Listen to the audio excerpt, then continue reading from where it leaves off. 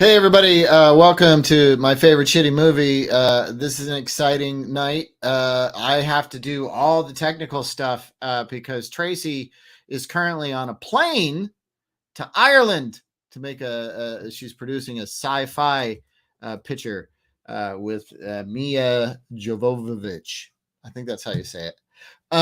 Anyway, that's okay because I'm very excited to say that Mark Haynes is back and he's playing both my co-host and my guest for tonight's episode about this picture, Runaway, starring Tom Selleck.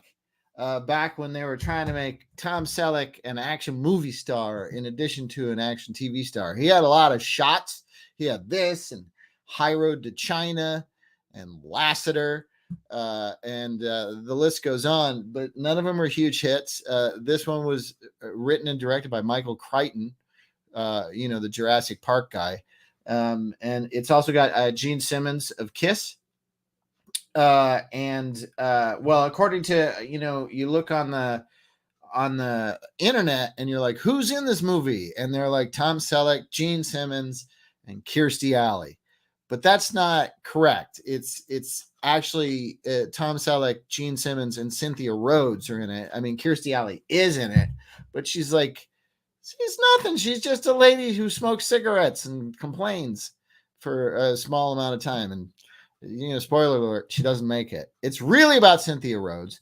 And I'm starting to think that the reason that this is happening is some sort of conspiracy from the right wing of the country, because Tom Selleck is a Republican, Gene Simmons is a very MAGA kind of conservative, and Kirstie Alley, of course, is a MAGA kind of conservative, and I'm thinking that they went to cut Cynthia Rhodes out of it because Cynthia Rhodes, she got an abortion in Dirty Dancing, god damn it, and that's why they're after her. That's just my theory. It's probably not right. I'm going to bring up my co-host and guest. He's a writer, producer, a great guy, has very many wonderful insights into films, and he's got my same kind of sense of humor about bad movies. Ladies and gentlemen, Mark Haynes is here. Hey, everybody. How are you? Welcome to the 2024. My first. Oh, yeah. What is that? Is that just 2024? Is that a scotch with a fancy ice cube, or this is a bourbon with a fancy ice cube, and it is from the brand known as Rabbit Hole, because I feel like that's where we're heading as far as the movies go. So I figured I would just grab it and bring it over. Just watching this movie again, I felt like I'd gone down a rabbit hole of, not just nostalgia, but also, it's a hard PG-13 movie. It was one of the 1984 was basically the first year that had PG-13 movies, on the reg, right? Right. So it's probably one of the, I know Red Dawn was the first one that was PG-13 that was released, but Runaway is not too long after that. Yeah, Runaway was 1984, so I think, were they the same year? Or a year apart? Yeah, maybe? Or 80. Red Dawn might be 83, but I feel like 84. I feel like 84 is an awesome year for movies, Yeah, Red Dawn was 84 also. Oh, okay. And Footloose and Splash, and it's an unbelievable list of movies. And this movie, it's funny because Runaway, you go down the list and you think this movie had everything to become a hit connected to it. Number one television action stars attached, Michael Crichton writing, producing, and directing. You're like, this is the eminent name in literary science fiction. Jerry Goldsmith doing the score. And then you realize that this is coming out and it's up against The Terminator, Star Trek 3, and 2010, the year we make contact. And if it didn't beat 2010, the year we make contact, that's a problem. What does it say about me that I did see Runaway in the theaters, but I did not see 2010 until I saw 2010 in the theater and didn't see Runaway until it came to the video store. Oh, did Todd freeze on us? Hopefully we're still transmitting here. But at any rate, this movie is it's just an amazing kind of a thing because, as Todd was saying, it is a hard PG-13, which is interesting because when you look at it, the way it's directed and the way it's written and the way it's shot, down to the cinematography, it looks very much like a TV movie or even kind of a Sci-Fi Channel original film for those people that remember that kind of thing. Pre-Sharknado, because pre-Sharknado, they still kind of pretended to care. But anyway, I'm gonna text Todd and see if he's still on there. I don't believe he is, but stand by. Let's see what we get here.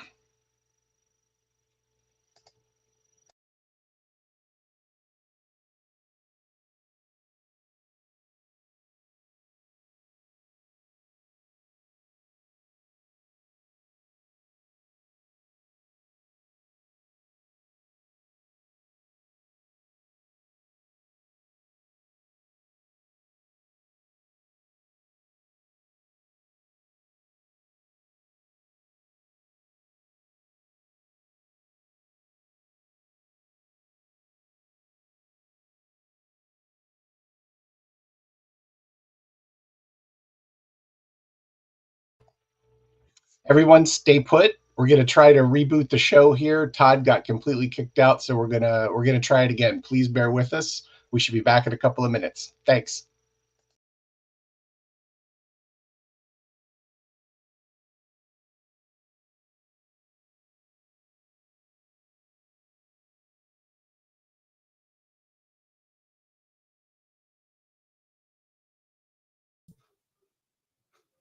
Hey, everybody. I'm back. Sorry, there was a technical difficulty. I have no idea what happened. We got completely shut out of StreamYard. I'm gonna. I'm just telling Mark right now. I'm in. I'm in. Jump back in. And hopefully this won't happen again. I don't know why that did. I apologize from the deepest part of my soul. And of course, that would happen when Tracy's not here to vamp and keep things going while I am unavailable. I apologize for that. Oh, it looks like Mark is back. Here's Mark back. Oh, there he is. There we go. About that. I have no idea what happened. All of a sudden, I froze, and then the whole thing just kicked me off, and then StreamYard wouldn't even load, and I was like, "Why Yeah, now?" no, exactly. It's working perfectly all day, and then boom, right. And if Right when you Tracy need. was here, she would have been able to vamp because she has, producer credentials to get into our account. But Well, with I don't know if anybody was listening, but it kept going for a couple of minutes where it was just kind of talking about, the fact that this film, just is it in every way it was a hard PG-13, and there were a lot of hopes pinned on this film as being a major sci-fi actioner for that I, year. I was going to ask you, Yeah. about the rating thing. I mean, do you think that really what they wanted was an R rating, and they got dumped down to PG-13 because it's so R rated? This movie, I mean, with the Yes. F bombs and the nudity and the gore. Well, I think they went to PG-13 because it was still new, and people were like, "Well, what is that?" So it may have been, they just decided to try to do the PG-13 because it might get a little more attention. It didn't work in this case based on the box office, but Yeah, it didn't. you It know, was just people who liked both Magnum PI and cheesy sci-fi. It would go, which is right. me. It's totally Yeah, me. oh, exactly. I remember seeing articles about this movie in Starlog magazine and being like, "Oh my Oh, okay. gosh." Yeah, sure. They had a whole big thing about it, and as far as robotics go, I mean, as far as the technology being dated, you can see that in a lot of movies. I don't know if anywhere it's more prominent than in this film, just Well, based. I mean, I remember seeing it in the theater and thinking the effects were pretty cheesy. I mean, the effects are very B movie. Well, Um, I do feel like that the script was written and or revised after some of the robots were created. because there's at least one robot that's the size of a Roomba that is described as being able to cook meals and make beds, and it has just a single claw, that can do that. And I'm like, I just don't see how that works, Well, it's a very advanced robot. That's Apparently all. I so. mean, Maybe it they has a know. hovering capability. It can fire a gun with its claw, as we'll get. Yeah, yeah, sure. And then you've got the deadly drones in this movie, Yeah. and all this stuff that really is all the stuff we're afraid of now. That's happening now. This movie was talking about. It's the weirdest thing when a movie is actually prophetic, but it's Yeah. cheesy on first.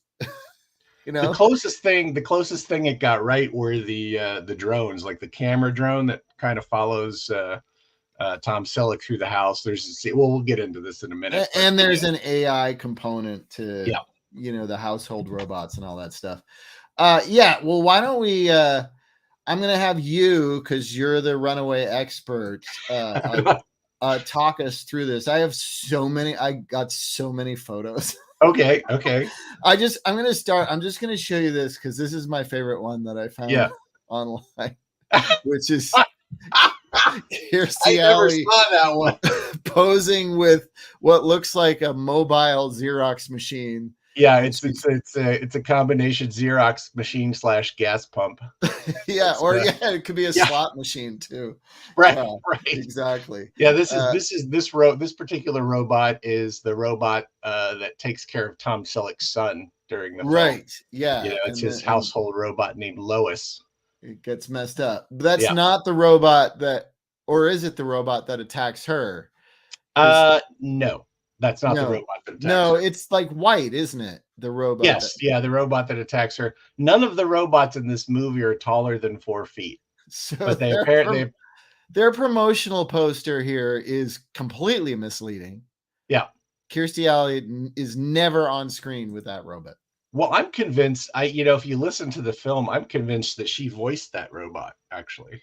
Oh, well, maybe that's what the voice sounds very familiar. It sounds much like her in a lot of ways. I don't know if that's just me reading into it and wishing she was in the movie more. You're probably right. I didn't even notice that, because I was noticing all the stuff visually, really. Yeah. I wasn't really paying attention to the sound. Yeah.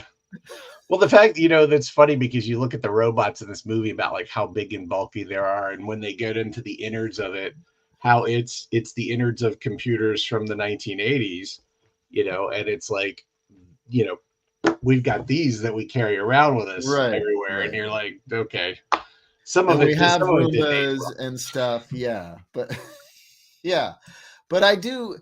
there's something about this that sort of reminds me of like a Charles Band movie because the stuff that we're up against is so little. And I'll let you talk us through the narrative of it. But like one moment that I remember from seeing it in the theater and it stuck in my mind, and I watched it again on VHS, when I was a kid, because I liked Tom Selleck that much.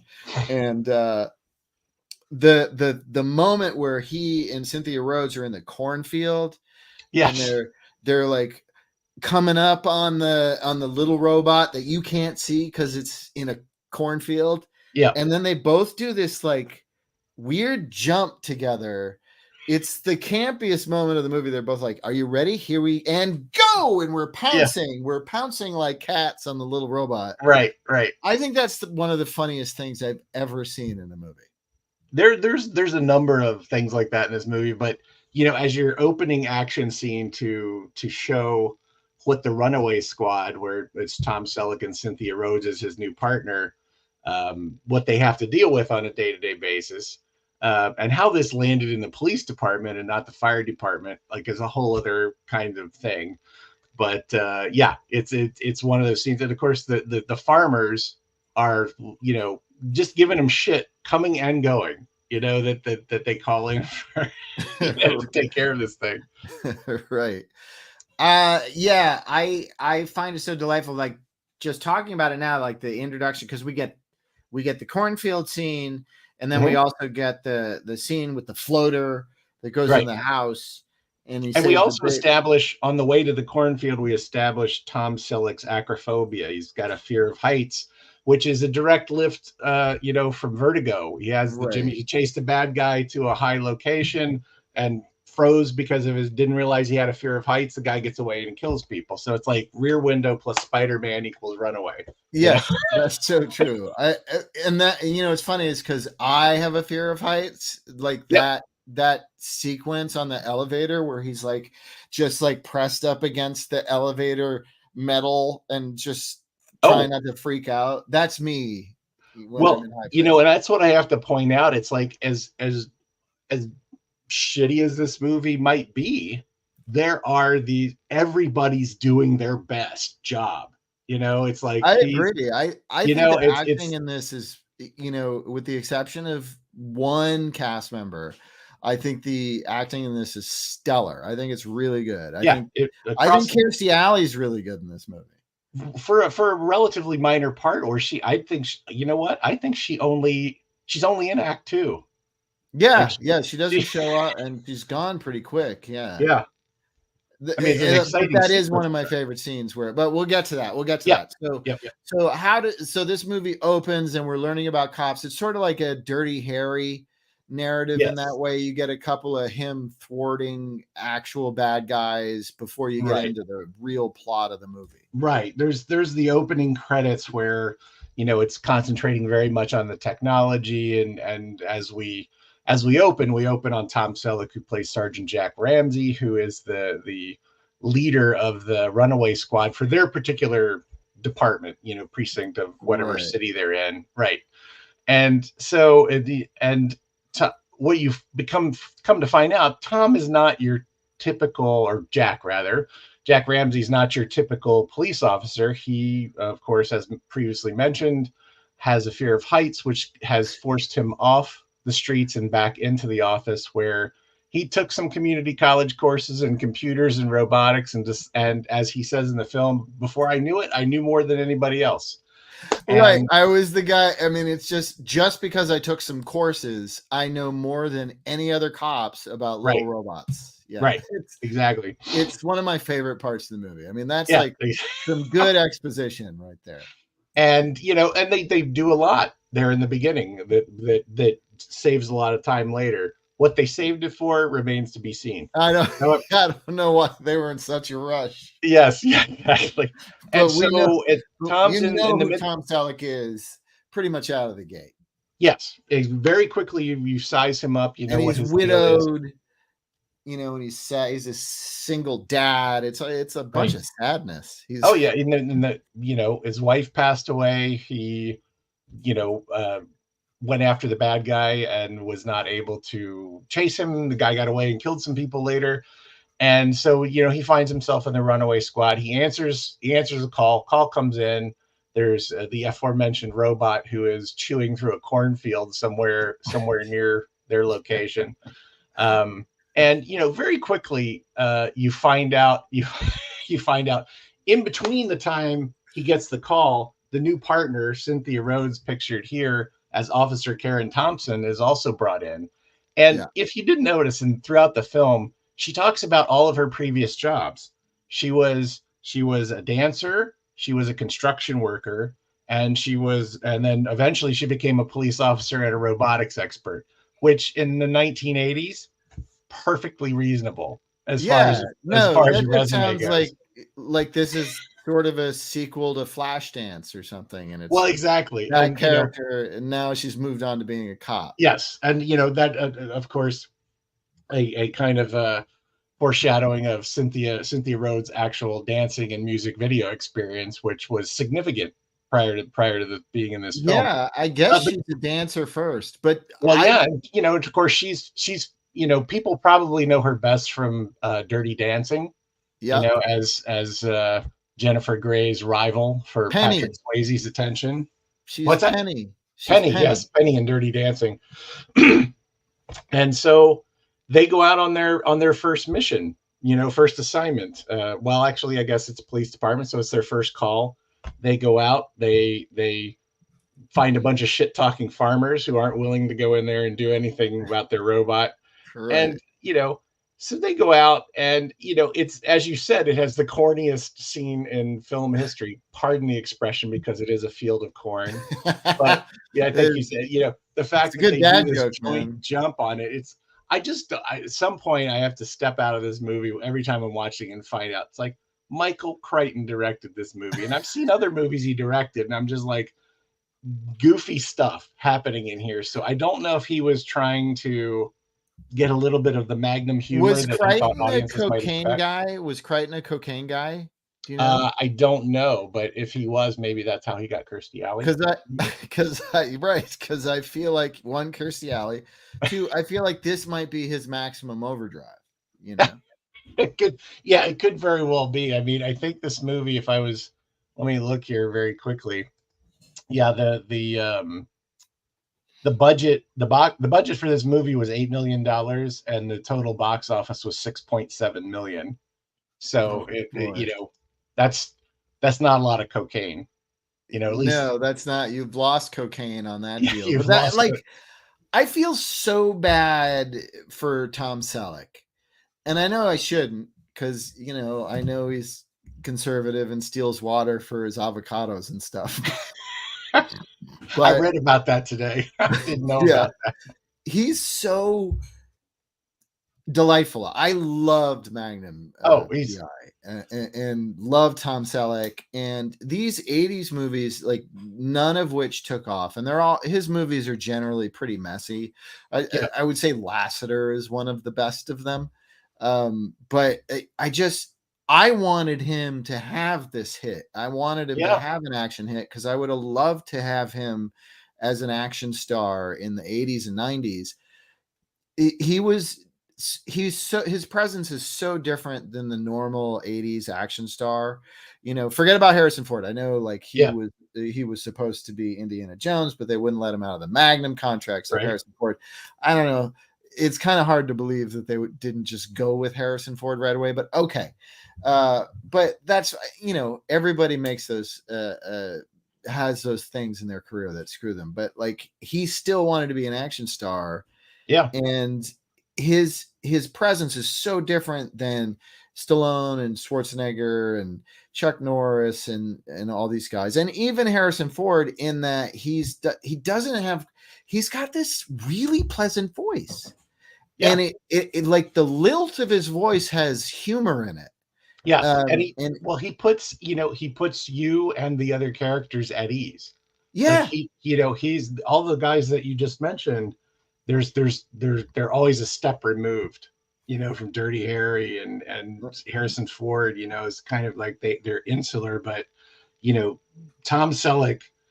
I mean, this guy, like you said, they were trying hard for many years to turn him into a feature film action hero, and he was hamstrung by the fact, and there's probably, hopefully, people watching this show that don't realize that a full season of television used to be 22 to 26 episodes. yeah. I mean, And most of his year was Magnum PI, and then yeah, he and would get he's two stuck. months, maybe month and a half. Yeah, and he's stuck. The only things he can take happen to coincide with his breaks from that show. Right. So it's like it was a non-starter in a lot of ways, but like you said, every film he did, it didn't seem to matter how bad it was. I have to say I'm the same way. It's like I love Tom Selleck as an actor. I will watch stuff he's in, even Yeah. stuff that I don't necessarily agree with politically, philosophically, or whatever. I mean, one of my favorite movies is Quigley Down Under. Like Oh I yeah, watched that. Yeah, that's a fun western. yeah, It's exactly. I Yeah, mean, Laura that Sanders and Home was batshit in that movie. not long after this, I thought An Innocent Man was one of his best films that he Oh, did. I love An Innocent Man. I think that's a really good movie. I think that Yeah, may be his best feature. I I mean, that's where I lean. Yeah, I yeah, really do. but Quigley's really good. And I'll sit and watch Her Alibi. I don't care. Right. That's fine. Well, his Um, biggest commercial hit, I think, was Three Men and a Baby. Of course. And Yeah, I loved that movie. I went to yeah. see it, opening weekend. Loved it. I thought it was so good. And I still think it's actually a really fun movie to watch. Oh, it is. It is. I mean, just what is it? Ted Danson, Steve Guttenberg with him in that movie, and it's just like Yeah. these are, and it's what's funny is coming into that film, Gutenberg was the bigger feature star out of all three of them. Yeah, he was. It was the guy from Magnum, the guy from Cheers, and the guy And the from guy from Police Police Academy. Academy. Right. Yeah. And Cocoon. With Spock directing, right? Yeah, I no think, shit. yeah. And But he done Star Trek 4 yet, or was 3 Men in a Bigger? this was after 3. Because Okay. I think Star Trek 3 was Leonard Nimoy's first No, feature. the one he directed. Oh, he directed 3? I thought he directed 4, The Voyage Home. I thought he directed both of them, actually. Oh, maybe he did. I think he didn't did. realize I think he that. did both. I think 3 was the first one, his first feature that he directed, and then this was between 3 and 4. 4 was so good. I worked at an Apple stand in my hometown when that movie came out, and my manager was this really nice lady who would give me cigarettes, and she took me to see Star Trek 4 like 3 times. Oh. And I was like, yeah, I don't have a car, so yeah, whatever you want to do. Star Trek 4 sounds great. So, well, I'll tell you, as far as this movie goes, we get back, if we want to get back into the narrative as far as Runaway goes. Please. We move from the relatively funny scene with the corn chomping robot that they're able to get into one which is, it's called 709, which means there's a runaway robot and humans have died.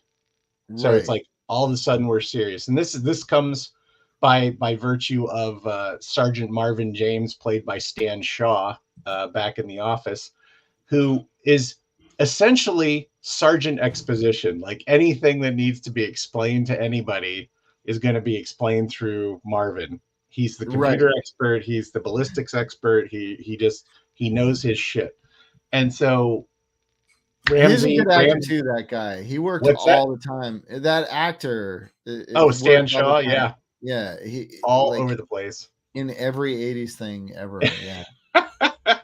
And so Ramsey and Thompson go out to the scene, and essentially we have a domestic robot, which again is very, very small, and is kind of a Roomba on steroids, not much bigger than that, but full domestic service. This is a scene from later in the film where I'm just trying to find pictures that sort of match what you're talking about. Was the the one you had of Ramsey in the jacket and the cop looking the other way, that's out in the street outside. I have what is clearly a promotional still for this scene, and I really like it. Yes, this is Tom Selleck in his what is referred to as his electromagnetic scatter suit. It's a dress. It is a dress. It's a cyber kilt. Is what I refer to it as. And it's essentially, he has that adorable baby. Yeah, it's essentially chainmail with an umpire's vest over the top of it. And this baby, of course, this is her whole IMDb is just this movie for this baby. She didn't go on to do more? I don't know. I don't know, actually. I like to pretend. We used to tell people that she's Alicia Witt, who would be, in Dune. Eventually, but Alicia Witt has a great career, so I'm not gonna make that joke. And I like everything that she's done. Anyway, so they go to the robot has killed the wife and child of a person that they come to find out is a computer chip designer. He builds integrated circuit controllers for these robots.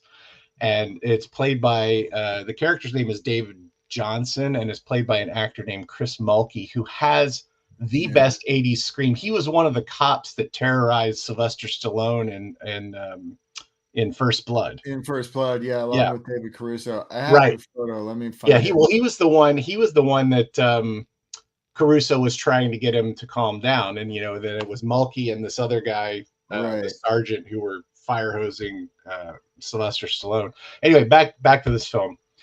This guy comes out and he's acting very strange. He's outside the house, the wife and child are dead, and the baby is inside, and his only concern is that he's gonna get me. This is the Chris Mulkey as Dave Johnson, who you come to find out is involved in a larger plot. And that plot being designing a computer chip that will override a robot's safety instructions and make it a lethal weapon, basically. Yeah. Pardon, not meaning to refer to another film, but it Uh, basically makes robots into homicidal killers. Quick side note about Chris Yes, Mulkey. yes. My wife Hillary, who you'll see in the Anderson Family reenactment at some point, Which I'm uh, totally can't wait for. she was in a blues bar in Santa Monica, that famous blues bar. I can't remember the name of it, but she was there at the bar, and Chris Mulkey sat down next to her, and she's like, "Oh my God, I know you." And he's like, "Yeah, Chris Mulkey." And she's like, "Yeah, my husband owns so many movies with you in them." And so they hit it off, and they had a lovely time at the blues bar. That's fantastic. Yeah, yeah. Anyway, so yeah, back to this. So Mulkey's, and So Mulkey freaks out and runs off into the night. yeah, And so Tom Selleck is left to put on his chainmail garment with his umpire's vest and go into the house because he has to rescue the baby. And, after lots of gnashing of teeth with the local TV reporter, and one thing I do have to appreciate about this script by Crichton is that other than Sergeant Exposition back at the station, he really does work a lot of what robots are capable of in this world, of which, according to the press information on this movie took place in 1991, filmed in 84, takes place in 91. And it's in the future because the police are not using Chevy Impalas, they're using Mercury Topaz for their cars, which are much more fuel efficient and easier to blow up, as we will come to see later in the film. And they do have like laser weapons. They do. They have established. I love how they establish it in the beginning of the scene. Like Tom Selleck just tests it by shooting it into the ground. What? Well, I love that, and I remember when I first saw this movie, this was a Columbia House delivery at my house when I was a kid. And I'll tell you, it's like it was one of 11 you got for a penny. Oh, well, I love my mother for many reasons. One of the major reasons that I love my mother is she signed up for Columbia House and never sent anything back. And I watched everything that came in. It's just like random movies every couple of weeks coming in. Right, because they would just send you their picks of the month if you didn't tell them to not send them. Yeah. Right. Yeah. And it's like, we never ordered any specifically. I mean, maybe she ordered Star Trek movies, but as it was, I remember this one coming in very clearly. And this was one that I watched a lot. Not the least of which is because as a hard PG-13 movie, it had boobs in it. It's like you got this when I was a teenager. So yeah. And so at any rate, back to the film. Tom Selleck goes in, laser weapon armed. The robot now has a 357 Magnum, which the police cruiser can acoustically determine what kind of weapon the robot has, which is just like, dude, this is the future. Right. I mean, it really is.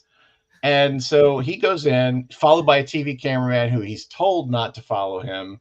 He decides to anyway. And of course, the cameraman buys it very quickly in that scene. He buys it when the robot fires the 7th round out of a 6-shot pistol. But that's kind of like, not everybody counts like you, Mark. So most people don't I mean, this comes from watching Quinn Martin TV shows, with gun battles where nobody reloads, but they last for minutes at a time. But at any rate, Tom rescues the baby. He's got his laser weapon, does a really great fake and jump and roll to zap the robot. Yeah, and the laser weapons, of course, they still carry regular guns, but he's got the laser weapon because that works on robots. I guess it works on the robots, but it also works on him later, as we'll find out. Well, that's true. So Tom they take the robot back, and as they're examining the robot, Marvin, of course, who does all of the actual forensic robotic work, determines there's a chip that shouldn't be there. It has a red stripe on it, and he's determined this is a non-standard chip. Somebody's modified this robot. And before he can examine it any further and determine what it was supposed to do or where it came from, it explodes. There's a complete everybody hit the deck kind of thing. And across the office, of course, because you can't have G.W. Bailey's contract, I am convinced, contained a clause in which he has to say the word assholes under his breath in Asshole. every movie. And he looks across the room. Yes, as the robot is exploding on the table over there and everybody's down. He just says assholes and goes back to work because he's a police captain. So he, if they're not dead, he doesn't give a shit. But I love G.W. Bailey. I do too. And so he walked, apparently he walked right off of St. Elsewhere and into this movie because he's wearing the same clothes that his character in St. Elsewhere wore. But God anyway, bless this him. is my cat. This is my cat Bonsai, who's decided to make a guest appearance. Hey Bonsai, what's up, And kitty? his brother Buckaroo is in the other room. So yeah, but Buckaroo and Bonsai. That's awesome. I love it. Are the two cats here. And he's coming and asking for food that's already in the dish, just so everybody who has a cat watching this knows what I'm doing. They need to be served. They don't like it if there's already food there, they still need to be served. Yeah, that food is at least 5 minutes old. So I don't know how you can expect me. Very dried out. This is like, I feel like Gordon Ramsay has a cat, kind of spirit in him, He probably does. But at any rate, so something's up. Somebody's modifying these robots. Where did this chip come from? And this scene is the first time that you're getting a sense of there's something bigger afoot. We're not just going to be doing an Adam 12 mini robot show. Right. And, which I would have been fine with if it was just episodic, getting little robots. That would have been great. As a pilot, this was a great pilot for something. Yeah. So as they start digging into it, and there's a lot of stuff going on in this movie, which logically doesn't necessarily connect, but you buy it because Tom Selleck is investigating it. So we're in. And he really is good. And you're right. I think you nailed it for what it is for me. He comforts you. Yeah. You root for Tom Selleck. Yeah, even though you're dealing with a world of murder or killer robots, whatever, you feel okay hanging out with him. Maybe that's what made him great in TV and not great in movies, because in movies you need maybe someone who's a little bit more volatile so the audience is more on the edge of their seat, because he made it okay. He's like, you're like, oh, Tom Selleck's going to prison. It'll be fine. Well, I feel like there's something to that, because if you ever watch Blue Bloods, which, if you happen to turn on your TV to either A&E, the Sundance Network, or any of these others, there's at least 2 marathons a week for Blue Bloods. He plays the police commissioner, police department in New York, NYPD police commissioner. And, there's his whole family. It's like 2 generations, 3 generations of cops or something. He's the grumpy patriarch of cops. Correct. He has his father who was also a police officer. Maybe it was the commissioner. I don't know. But again, you're like, when his scenes and his storyline, like, I'm hanging on what happens. The rest of them, it's like, whatever. Just get back to Tom. I want to know what's happening with Tom. Yeah. He is very compelling in that way. Yeah. And, although I miss his 80s presence is so different than Blue Bloods and Jesse Stone and all that stuff. Because he's really kind of graduated into, old Republican action star territory where we're into reverse mortgages at this point. Well, yeah, he's doing reverse mortgages, but regardless of what it is, it's just this world weary, dour energy. Like, I have just been watching you people fuck this up. And if you just done it the way I think it should be done, we wouldn't be here. He's got that energy now. But in the 80s, including all his movies, even if because An Innocent Man deals in some real dark material. It's a dark movie. Yeah. But he he essentially has to become a criminal to survive. Yeah. He makes things more palatable in the 80s. And in Magnum alone, I mean, he's just got this great spirit. And his Magnum laugh and all that stuff.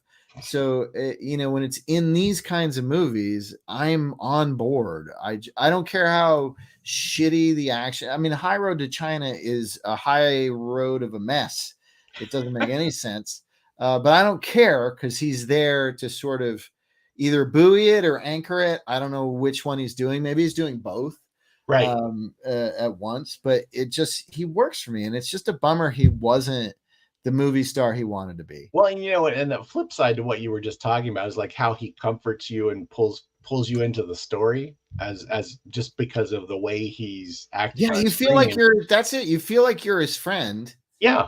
And of course you're on board for whatever he has to go through because Well, even in Three Men and a Baby, he has the best.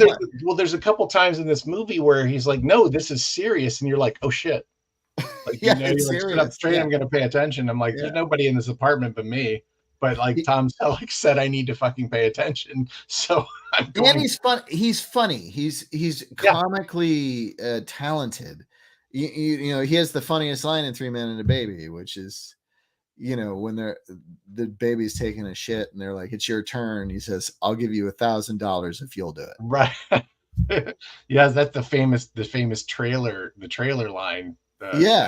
And it's good. You could see it in the trailer 87 times, and then you see it in the movie, and it's still funny because it's that good.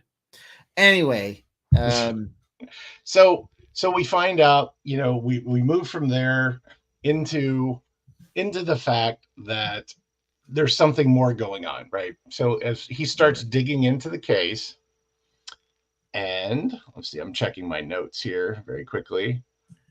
Let's see. So these aren't like kind of hacked chips, and what Marvin is able to find out is that these chips, there's this telltale signature on these chips that show that they were production etched, which means that they are being mass produced. They're not being produced one by one by hackers or people who are altering them in any way.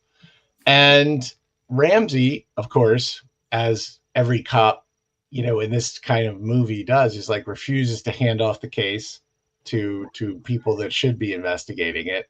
Yeah, he gets yelled at by this guy. Yes, G.W. Bailey, a lot. G.W. Bailey mostly yells. He introduces a new partner well enough, but then he bails out. So what you come to find out is that Gene Simmons portrays a character named Dr. Charles Luther, who was working. He basically paid Chris Mulkey's character and another fellow who will meet a very grisly death later in the film to design these chips for him and actually construct it. Yeah, there's Gene Simmons in the clean room at a company in the film called Vectricon. And, Gene Simmons is interesting. I was reading a bit about him. This first feature role he'd been in other than, kind of concert films and other things. And this, the gun here is interesting because there's two things going on. There's that I don't know where that's coming Where from. were the balloons from? This happens to be on Zoom conferences while I'm trying to work. Is that I guess I have no Italian background at all, but I tend to speak with my hands. But there's something in the Mac OS that, like, if I throw a thumbs up like that, it should throw a little balloon with a thumbs up.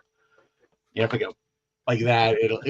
It'll do weird things in the background. That's so cool. I want balloons to. I want to do that. I'm just glad I'm not the only one that sees it. Yeah. But so anyway, you come to find out that Luther, of course, is a sociopath. Here's Tom Selleck again as the so the two things. Here's a good picture. I got a good one of Gene Simmons, I think. Oh yeah, here he is there he is. Yeah, with a who later is asking people to check how toned her body is later in the film. But this scene takes place in kind of the second running thing, is that Charles Luther, he's a genius. He's a sociopath. He's also an arms dealer. So he's building these chips in order to basically sell them to the highest bidder. As And weapons, yeah. the picture that you had where he had that large gun with the kind of weird clip in the front, fires these things that are called they're basically smart bullets. They imprint on the heat signature of whoever he's aiming at, and so they'll fly around corners and go through pipes and all kinds of bizarre things, leading to one of the funniest clips of Tom Selleck on film ever, where he's actually outrunning a jet propelled bullet. Yeah. So, but he's And looking so is over his shoulder Mulkey. the entire time. Mulkey and Tom Selleck mostly outrun it. Yes, yeah. Well, Mulkey unfortunately does one too many switchbacks, and that's where the bullet catches Well, him. he makes the mistake of climbing a ladder. Well, that's kiss of death in these movies at that time. Well, and it's like a bullet that's finding you by cameras or something. So, yeah, it's don't make yourself in one place. Right. Yeah, it's just you got to keep running. You just have to keep running.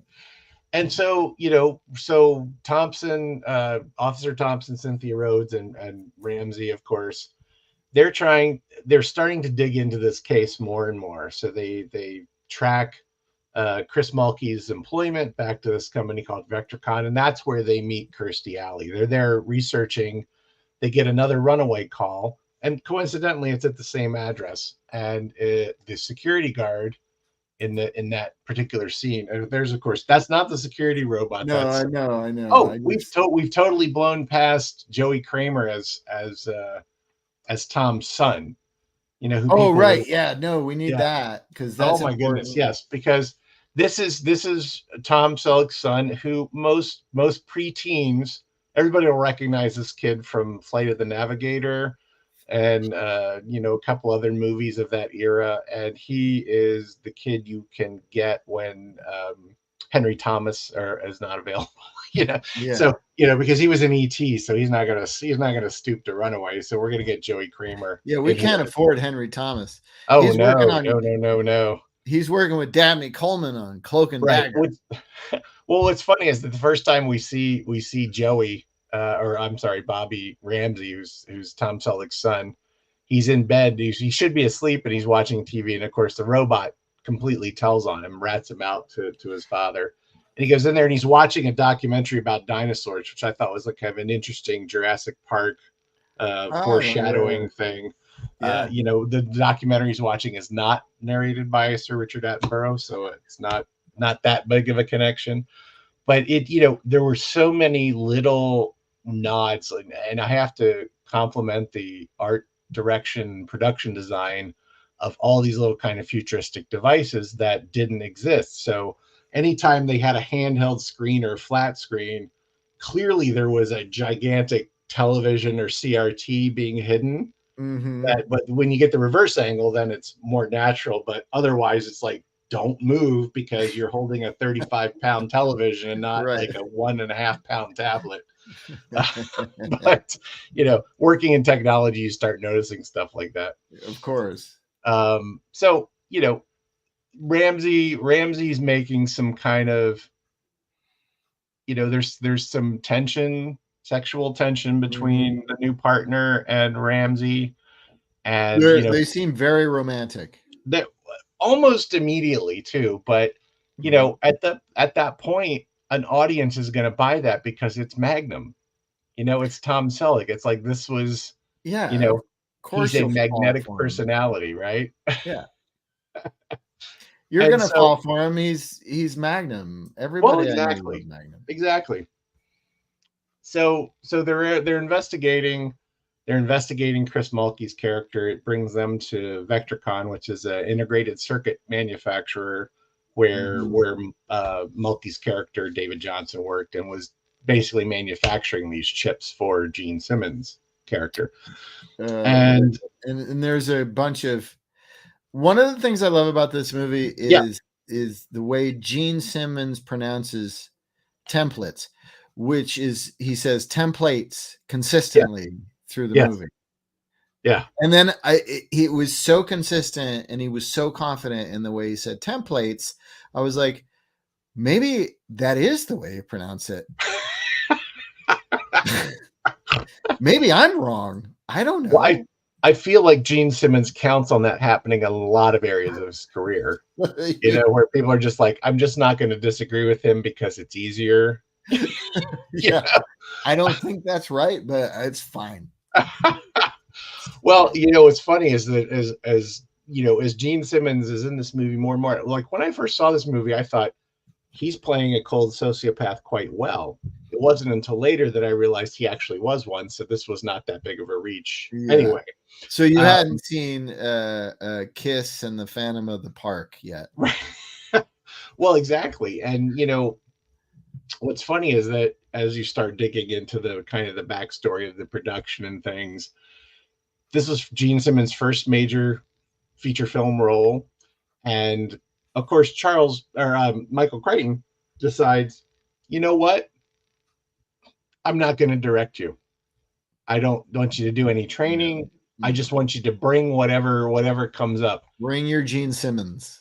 Exactly. And so you get some very weird things. Like there's some times when this movie where I think he's genuinely kind of chilling and a little scary.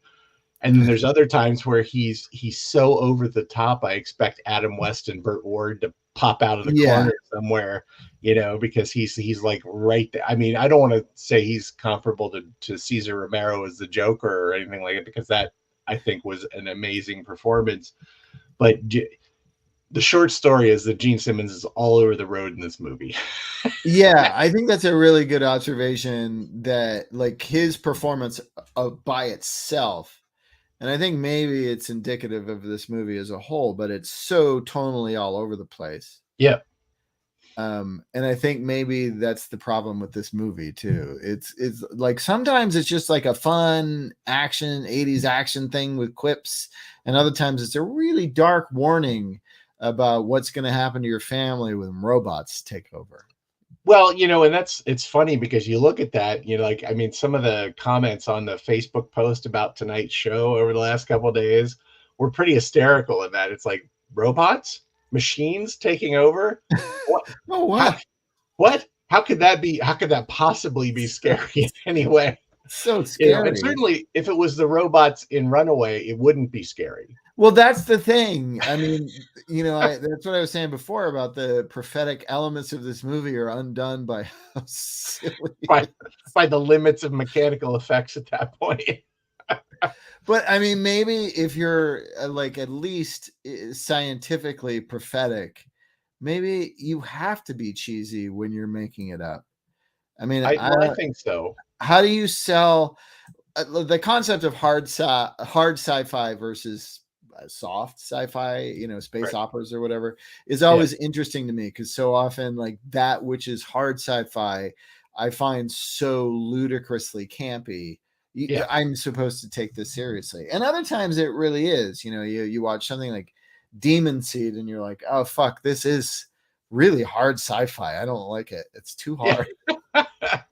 There is some stuff like that where you're just kind of like, I wanted to be entertained, not existentially, turned upside down. Challenge. Inside Yeah, out. you're really hurting me. And I feel like I feel like you're right though, like the tonal elements of this, because one, it wants to be an 80s fun action sci-fi romp, and then on the other hand, it does want to be Michael Crichton hard sci-fi. I know that's a weird thing to say because he's like Jurassic Park guy. Maybe that's not really hard sci-fi, Well, but I mean, some of his early work, like, there was a novel called Terminal Man, and it actually was a film with George Siegel done in the 70s. That got into some hard sci-fi. Coma, yeah, no, I agree. I think Yeah. he was hard sci-fi. I mean, like if you read Jurassic Park, the novel, it's fucking Yeah. too dry. It's so dry with science. It's Well, like, I mean, gosh, he's got like equations and kind of yeah, graphs and other things in there, and I'm like, I thought this was a novel, not a textbook. it's much better in the movie when they just show you a cartoon and explain all that stuff away in 5 minutes, and then you're like, Which okay. I have to like in my mind's eye, I see Crichton watching that going, just like, Jesus Christ, you just boiled down everything I wrote to a fucking cartoon. Yeah. Yeah. The check was how much? Okay, it's fine. Fine. Fine. It's fine. I'm fine. It's fine. Yeah. But so Come to find out that Kirstie Alley is an executive secretary, which they still called secretaries back then.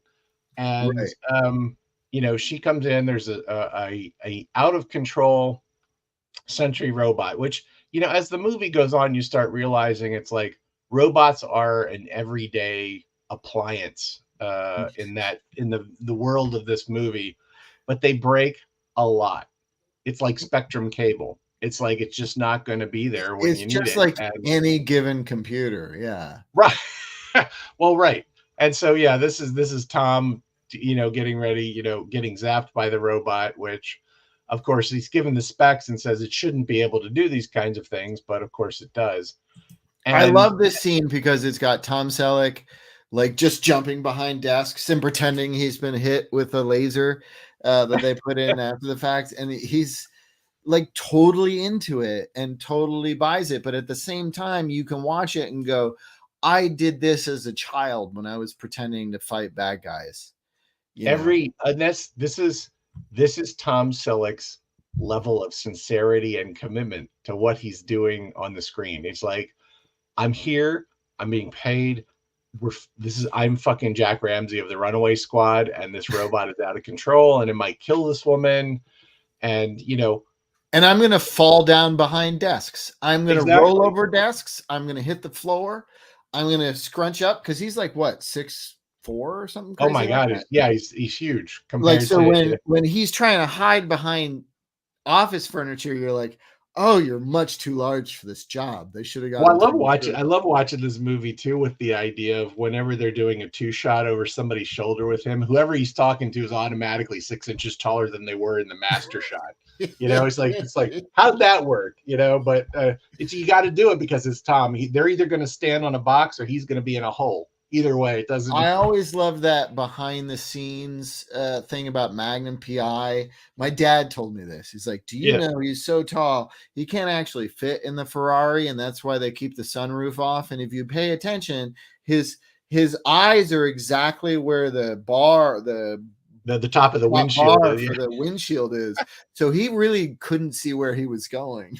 Yeah. Oh yeah. Well, I love the fact, there's so many things about that show that are amazing. Some really great performances, and a writing partner of mine on some comic book projects is a huge Magnum PI fan, big Tom Selleck fan, and he's pointed out there's some great episodes, and Tom Selleck deserves every award and accolade that he got for that show. Oh yeah. It's just some amazing stuff. But as far as this movie goes, he doesn't bring any less to this movie than he brought to. No, that's what I'm saying, and I think Yeah, it's true. I would yeah, say it's true across the board of his movies. How you feel about Blue Bloods and Jesse Stone is how you feel about those because yeah. Well, he's I mean, playing world I weary enjoy characters. So it's the not as only. fun when Magnum is world weary. I like, even though Magnum technically was world weary, he had PTSD from the Vietnam War. Right. That's why he hung out with Rick and TC TC. all the time, Yeah. is because they were brothers from the war. And I just, that's one of the things I love about Magnum, because Magnum's actually a very dark character, but Tom Selleck like can do it. Like the episode where he shoots Ivan, Yeah. Oh yeah. Yeah. you That's know, that's what I was leading up to. Yeah. you ever see the sunset? Yeah, Oh it's yeah. so good. But yeah, I do wish he had gotten like at least a franchise or something. I guess the 80s was a little early for out of the gate franchise situations, but Yeah. I mean, he It would have seemed been to a be. good, like, he would have been like Happy Dirty Harry, Happy Harry, Clean Harry. I don't know. It would have been fun. That's all I'm Well, saying. that would have been a much more kind of of an impressive arc if he'd started as Tom Selleck and ended as Harry Callahan, and started as Magnum and ended as Harry Callahan in the movie. Well, if Eastwood hadn't been doing the dumb, rape revenge and what's the Deadpool one about, like Liam Neeson? Oh gosh, yeah, I haven't seen that. I haven't seen that in It has forever. the bullet chase, but instead of two full size cars, it's one regular car and a remote control car going over the hills. I Yes, like yes. that. And Laura Well, Linney's in it. I that's think the one she's where it's good. like, yeah, like the guy's like a film's mechanical effects, special effects guy, I think. Yeah, yeah, Yeah. Is yeah, yeah. He's like a that the one with director of Jim horror film. Carrey? Jim Carrey's Yeah, in that? Jim Carrey does. He's playing Axl Rose, Yeah. basically. He's great in that. Oh, now I'm Not gonna even watch just that again. the I way forgot we're all talking about it. about this, the way we're talking about this, I keep thinking about films that and TV shows that I've pitched, and I'm like, how can I how can I not get any traction with some of the stuff we've talked about and seen, I on this know. show? I know. Well, I mean, my friend Andy Kamenetsky and I always talk about like what the Magnum PI pitch was like. Oh yeah. Like, okay, so here's a guy, and he's a Vietnam vet. He's got terrible PTSD. He's an alcoholic. He drinks beer constantly, Yes. and he freeloads off of a rich novelist who you never see. Right. Has like a contentious relationship with the property's caretaker, and he's always hanging out, and he solves crimes. And Right. it's like it must have just been the and he solves crimes that Yeah. made him go, oh yeah, that's great, because all that other stuff sounds like not a thing a network would go for in the 1980s. Well, I'll tell you, what's interesting is that there backstory wise, there was some establishing like that was supposed to take place in the same fictional universe as Hawaii Five O, Oh, and okay. and that they were the idea was that they were going because they mentions McGarrett in one of the earlier seasons, and the idea was that at the time Hawaii Five O came on, there wasn't a lot of tourism to Hawaii. Everybody knew, it became a state in 1959, and it was the other side of the world, and so Yeah. people didn't know about it, and there was a lot that carried Magnum, but the idea that in that show so much time was spent, like you said, I didn't realize how impactful his military career and what happened to him there would be throughout the series. I don't remember it being that way. Yeah. I remembered it watching it, and it's just like you said, it was a case of the week, and he dealt with it But the for the most part. favors he pulls, I mean, it's all the Yeah, recurring characters. It's not just the series regulars, but it's the recurring characters like Mac and all that, and yeah, the various cops that he deals with through the years. He's pulling favors, and everybody can't say no because they went through fucking Vietnam together. So right. everybody's like, fucking goddamn it, Magnum, I can't say no. Well, Which is like and if they didn't, he just charms them because he's Tom Selleck. oh yeah, for sure. Yeah. Oh yeah, he could show.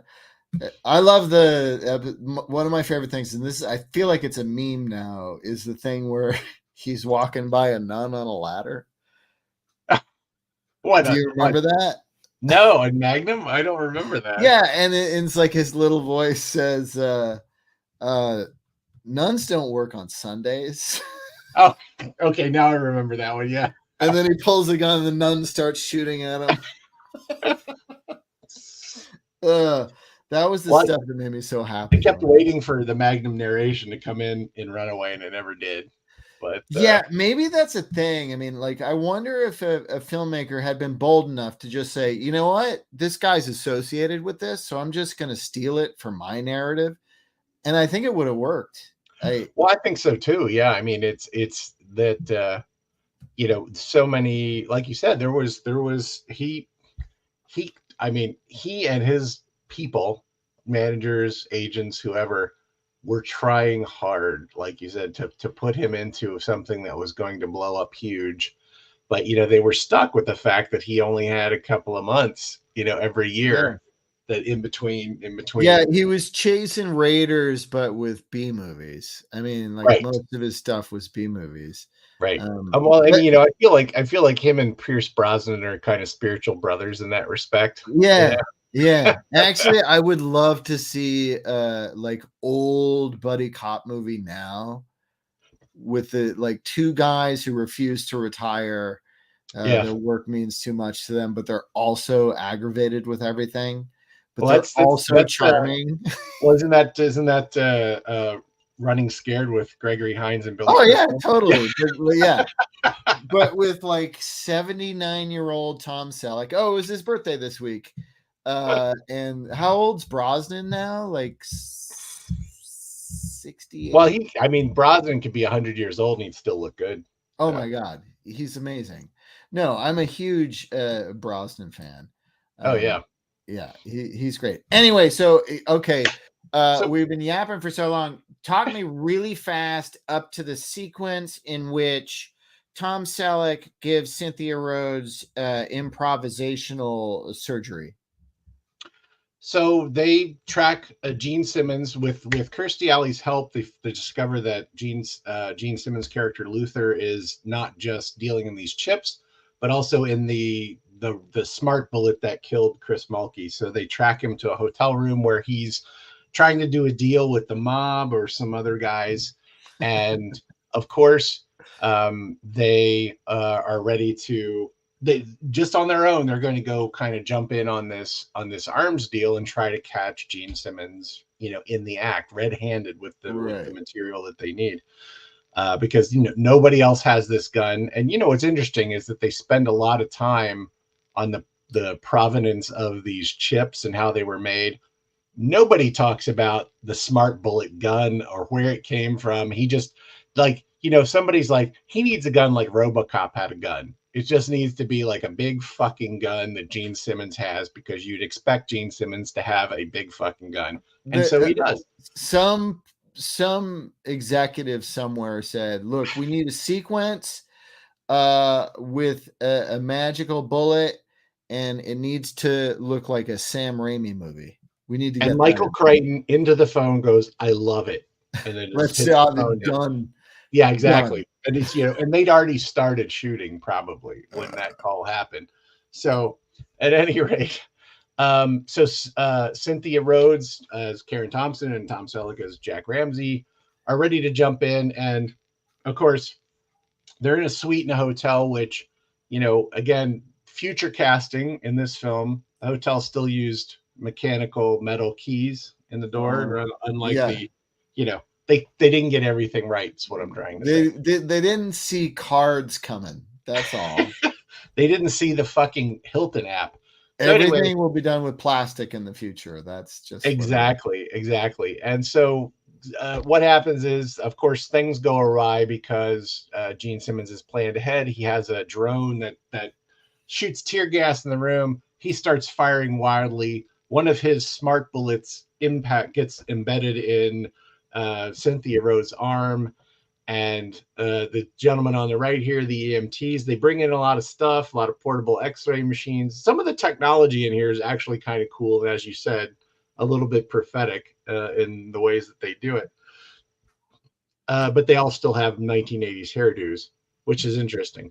But so there's a lot of hair. There's a lot of hair product. Exactly. And so Tom, of course, he has to tell the EMT, this isn't a regular bullet. You can't move her to the hospital. It could blow her arm off and would kill you and kill her. So he's like, I'll take care of it. Orders everybody out. Lots of screaming between him and G.W. Bailey in this instance. Oh, yeah. He's like, how could you do this? I got dead cops. I got 2 dead cops. And of course, there's a lot of screaming and yelling. Can we please clear the fucking room now? And it's one of the F-bombs. That was it. And it's awesome to hear Tom Selleck say fuck. It's awesome. Right. That's right. I had a friend years ago in a writing class who was pitching a story about a bunch of children who survive a shipwreck on the western coast of Florida, which was, and this was not the title he had for it, but the idea was these would become the Lost Boys and the inspiration for the Peter Pan story. Right. And I was like, do you have a title for it? And he said, no. He said, the only thing I refer to it in my notes as is Peter Pan says fuck. I was just like, he actually went. That's and has it's hard to imagine. I mean, it's like sort of what Betty White's late career was all about, was you couldn't imagine Betty White saying fuck.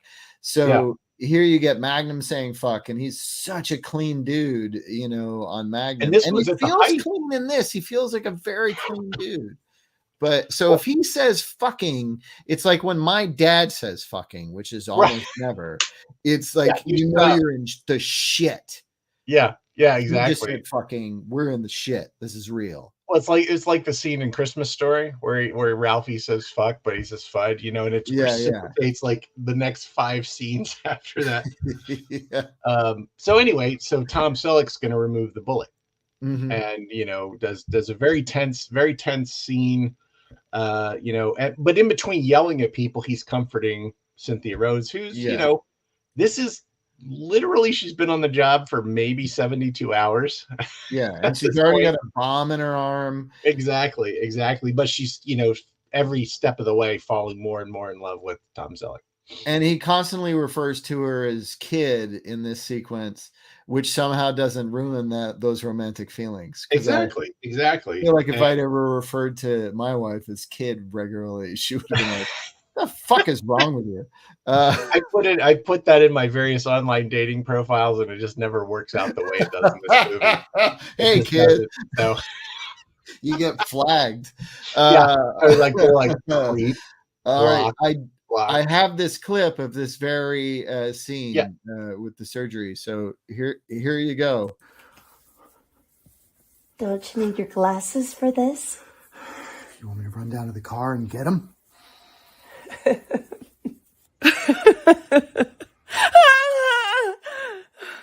Just breathe, kid. Hold still.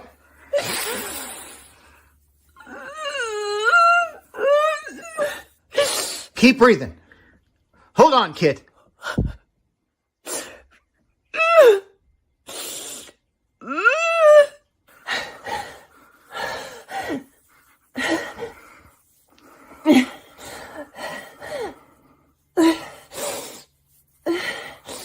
Keep breathing. Hold still.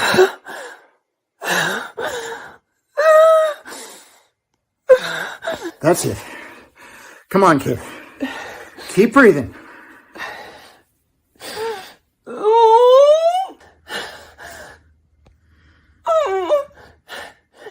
That's it, kid. That's it. Keep breathing.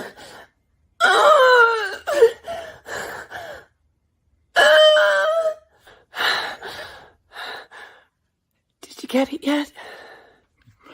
Not yet. Oh, jeez. Can't you do anything right?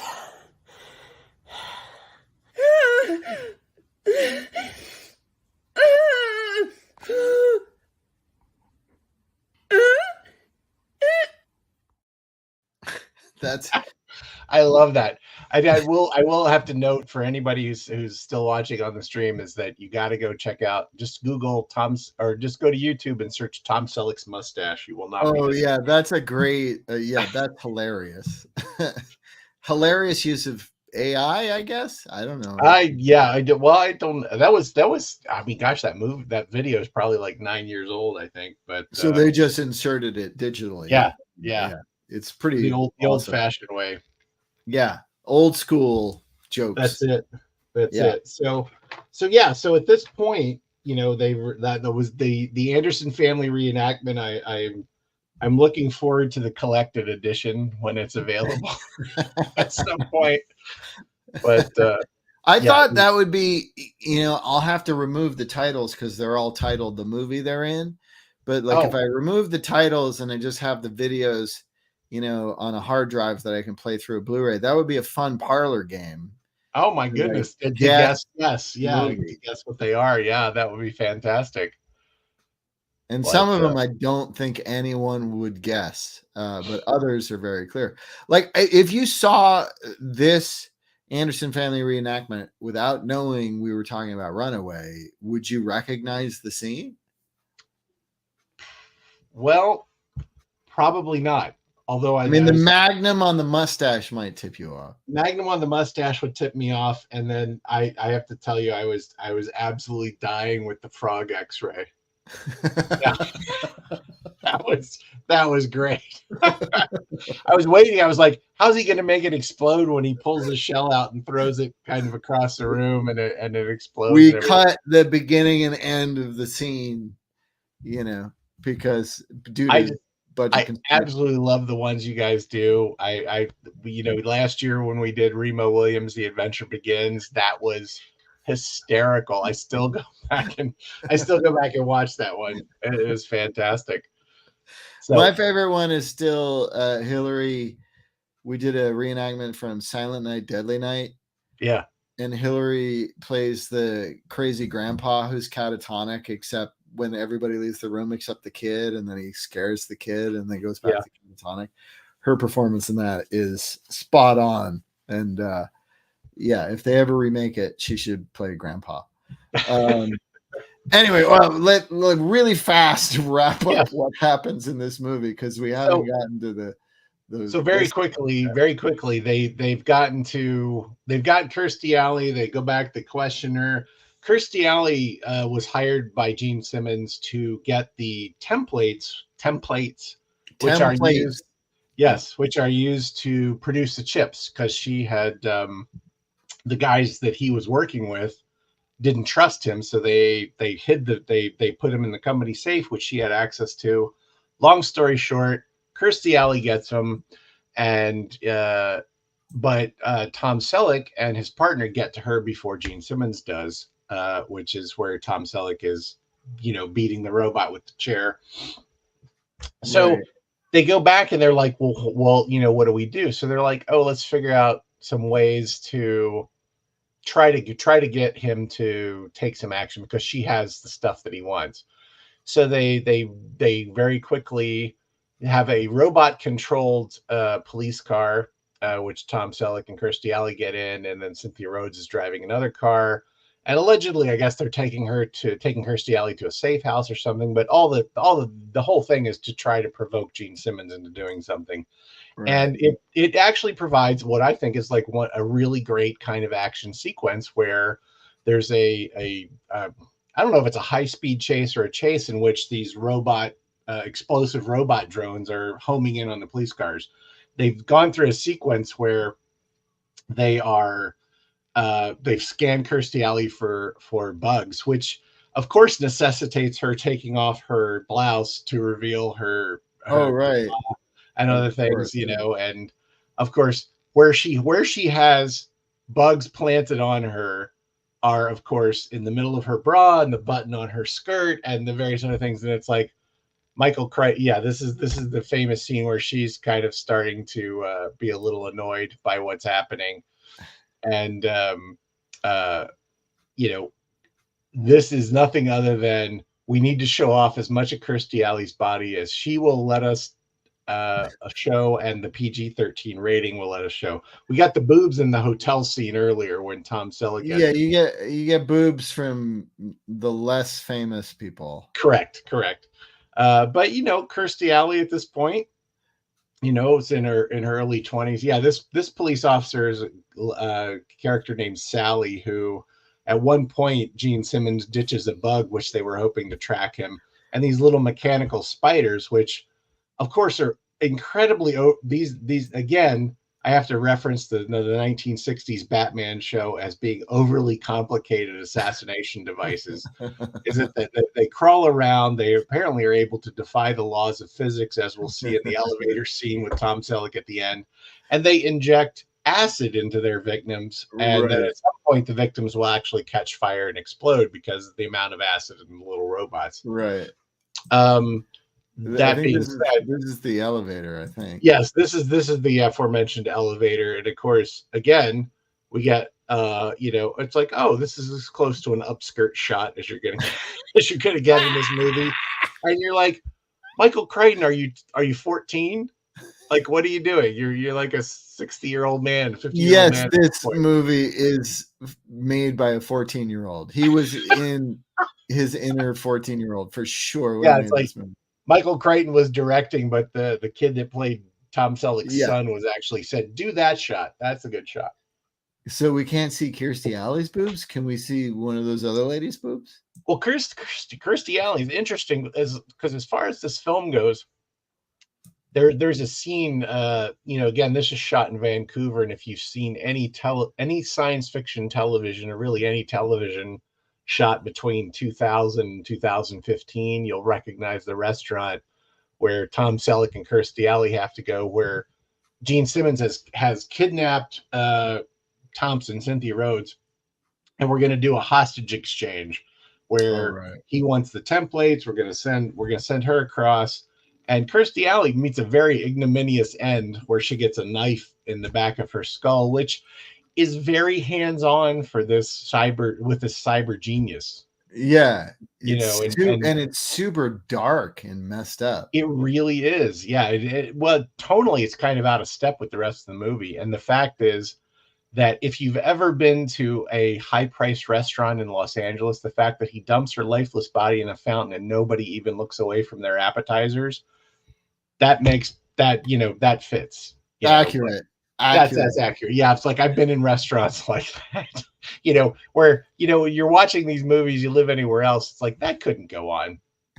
Anyway, so rapidly moving forward through this instance, there's you have the amazing car chase, which I mentioned, which is actually very exciting, as far as 80s action movies go. I love that sequence. Music is good. And I have to tell you, it's like through this movie, I mentioned it at the top of the show, Jerry Goldsmith did the score, and this is like noted as being one of his first mostly or all electronic scores. Still nails it. Yeah, I mean, it's good. It's good. It's really fantastic. Like it. And so Gene Simmons kidnaps this partner. That doesn't work. He's able to get out of it. So then he decides to kidnap the kid. And there's a great scene where Thompson, Cynthia Rhodes, and Tom Selleck find his robot, who's been basically ransacked, laying on the floor, kind of disassembled. Right. And there's the scene where it's like, she's losing a lot of hydraulic fluid, and it's just like this kind of like cheeky, weird, like somebody's dying and we need to stop it. So anyway, Gene Simmons kidnaps Tom Selleck's son. And earlier in the movie, one of the runaway situations that Selleck and Rhodes have to address is a robotic construction site where there's a robot stacking cement bags and it's throwing them off the building. And during that scene, they mentioned that there's another construction project that is all robots over on another street.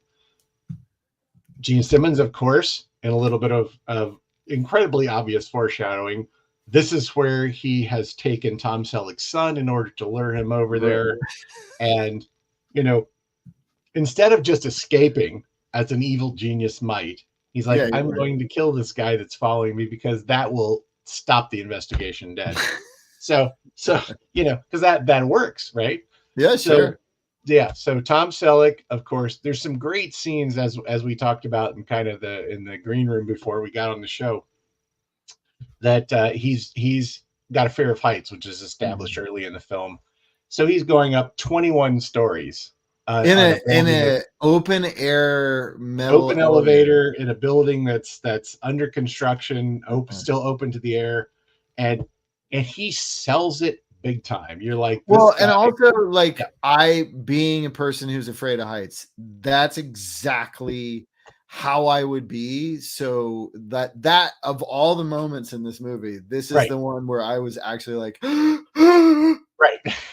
He's not like Jimmy Stewart, like, oh my gosh, no, he's a child clinging to his security blanket, the only thing that can possibly save him from the monster that's outside. And this is where it's like, and these scenes, as along with everything else in the movie, but these scenes specifically are the ones where you're like, Tom Selleck is 120% committed to everything he's doing in this movie. And that's why it's like, this is not a good movie, but it's a great Tom Selleck performance. Absolutely. Yeah. And which you can say about basically all Tom Selleck movies. Oh my goodness. 3 We will have to come back at some point and do Mr. Baseball. Oh my God, Mr. Baseball. Which I love that movie. I absolutely love Mr. Baseball. Yeah. I love Tom Selleck so much. I'll watch, whatever. Let's go.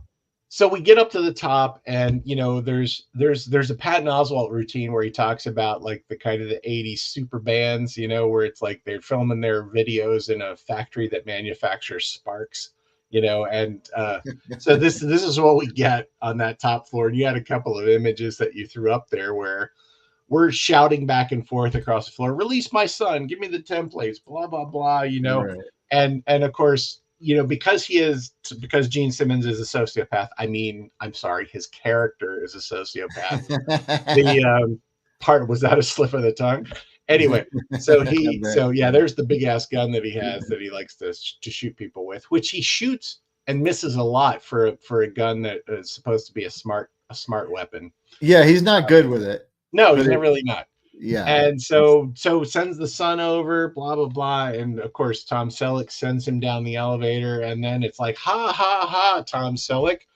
Little did you realize that I've programmed my little robots to kill whoever comes down in the elevator.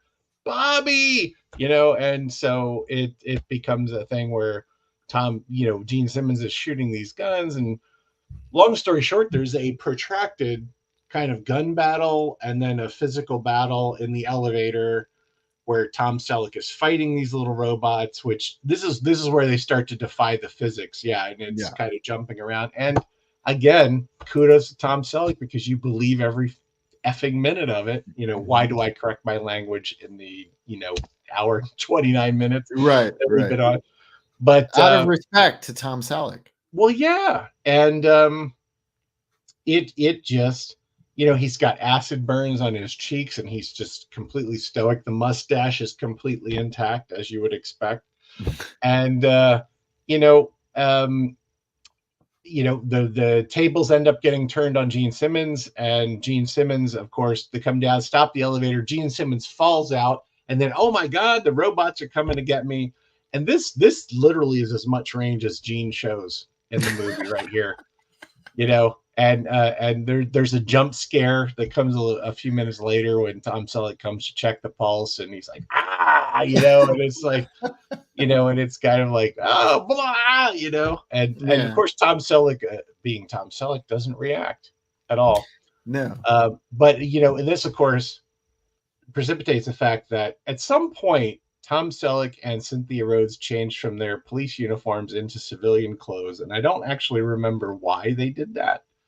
But what that actually leads up to is Cynthia Rhodes climbing up to save his son in high heels. Which in the 1980s, even a movie set in 91, movie from 1984, that's not going to be, she won't kick those heels off to use bare feet or whatever. Them on, yeah. Oh, goodness gracious. And, Cynthia Rhodes, of course, again, dancer, acrobat kind of physique.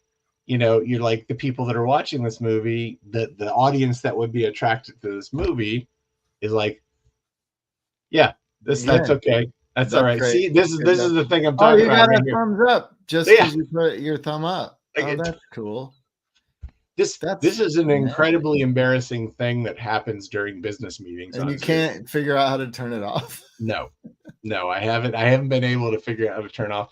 I'm not entirely sure I want to, because sometimes it's embarrassing / endearing enough that I hope it gives me a little extra juice with a pitch. Right. They're like, he's all right. He seems like a nice guy. He's got those funny things on his Zoom call. He's fun. So this is basically the ending of the movie. Yeah. I think it's delightful. Do you have any final thoughts before we do our Be Bad, Be Best? And just that this movie, it's worth watching. It's like I've had to explain to a lot of people that my favorite shitty movie, it's like the favorite part outweighs the shitty part. Yeah, that's it. I mean, it really does. It's like by any measure. I mean, I have friends of mine that are incredibly like, oh, I didn't get into it. I had to bail after 10 minutes, because it's understandable if you bail on Runaway after 10 minutes. I get it, but yeah, of course. But you've got to be into. I think you have to be into the cast. Really, it's sure. Yeah, I mean the cast and the era. I mean, there's a thing. I had a conversation with somebody that worked at Lucasfilm several years ago, and this was when the last group of the episodes, what would it be, 7, 8, and 9 came out, the ones where they changed the narrative halfway through the trilogy because fanboys got pissed off about it. That's the one. That's the Yeah. one. And what was interesting about it is that there that franchise exists hugely based on nostalgia. Oh, for sure. I mean, it carries the weight of a lot of those movies where there's a lot of things that I think in certain situations where, you know, removed from that franchise, those movies would not make it. They wouldn't get past the green light. I mean, it would just Oh, not. I think most of Star Wars is something that would not get greenlit on its own. Oh, hugely. Yeah. And I mean, well, the first Star It's Wars wasn't. IP product. The only reason Star Wars is a little bit more interesting to me as an IP product than like Marvel movies, DC movies, is Star Wars existed as a movie first. Right. Star Wars was Yeah. an independent film way Yeah. back when. Yeah. Yeah. So because it was made to be a movie, and I mean, I know everybody credits Raiders of the Lost Ark with being, oh, it's a throwback to these serialized. So is fucking Star Wars. It's a very episodic movie. And it's like about one fun 10 minutes leading into the next fun 10 minutes. And it's a bunch of fun minutes. That's more interesting to me than stuff that's based on novels or comic books or anything else, because it's IP that was born out of the movies. Now, that might also be why it's one of the messier, franchises where it can't kind of be cohesive like Marvel tries to be with its various stories.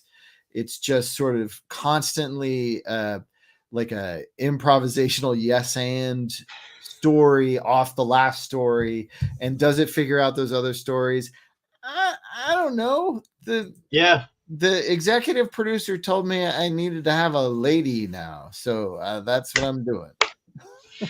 Well, I'll tell you, I think, to kind of close the loop on Runaway, it's like, this is a movie you should definitely see. It is a snapshot from 1984 of what they thought the far future of 1992 would look like. Right.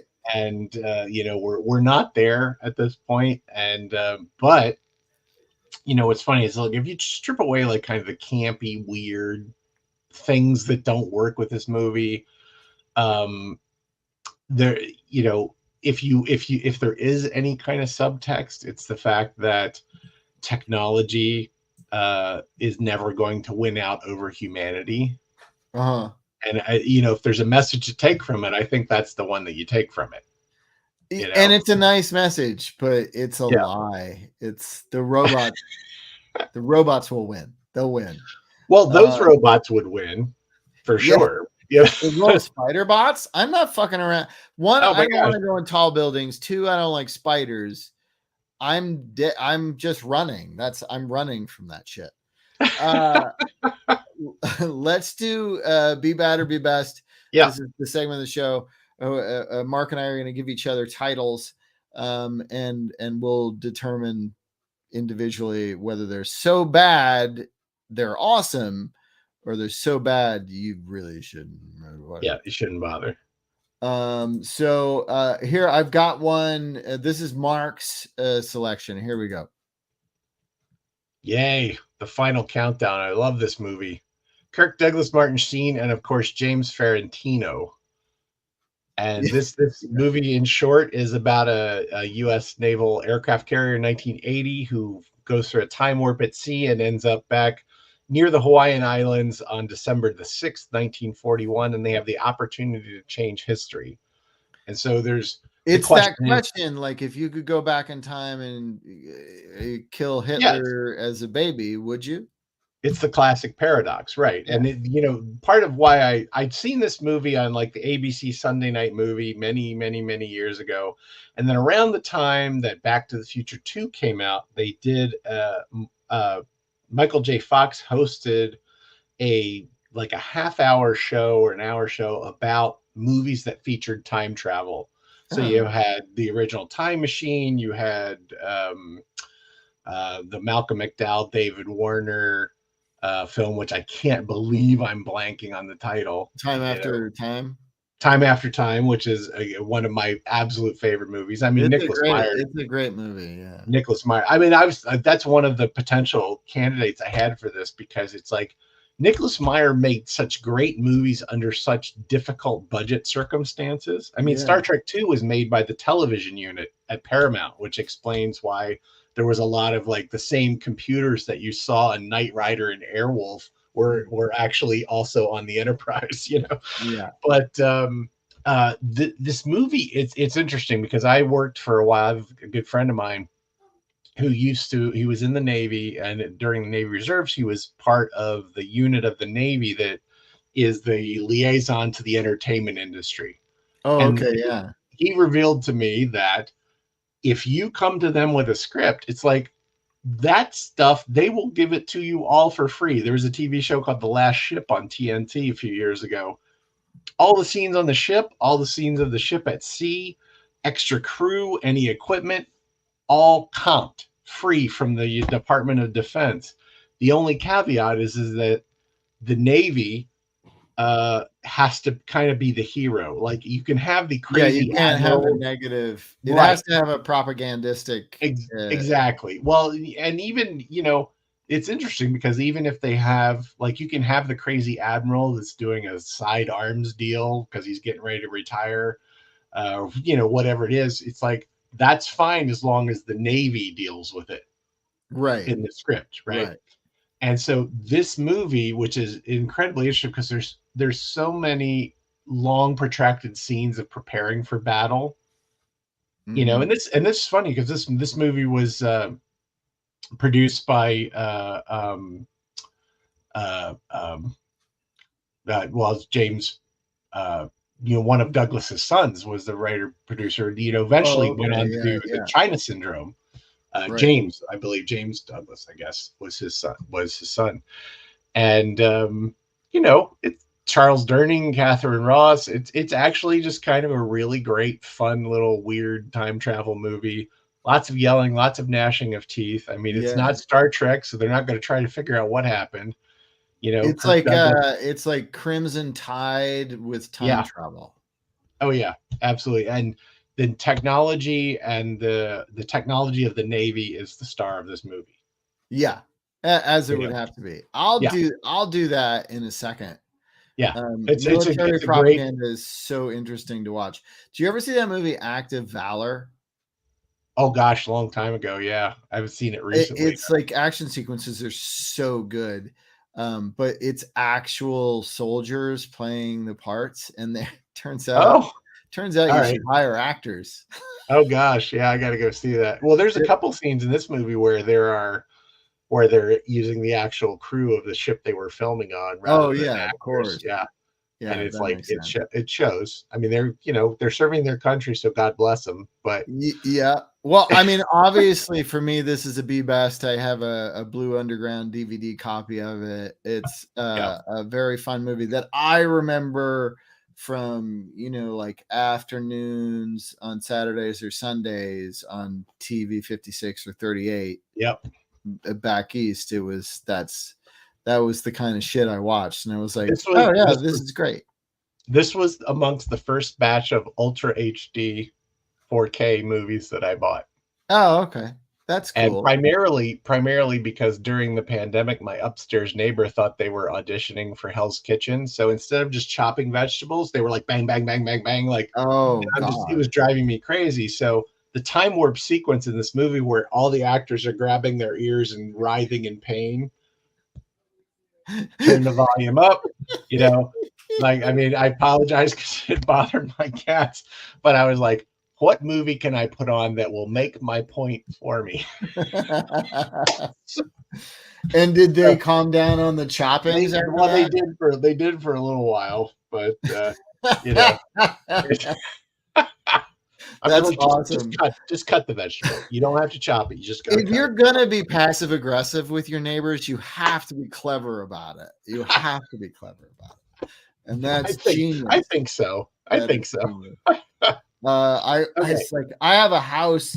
My neighbors like set off fireworks, and their dogs won't shut up. I'm not sure how to do that. Yeah, that's a tough one. Yeah, I can play Final Countdown loud, and they're not going to hear it. Yeah. My Be Bad Be Best title I like to pick thematically relevant pictures for my choices.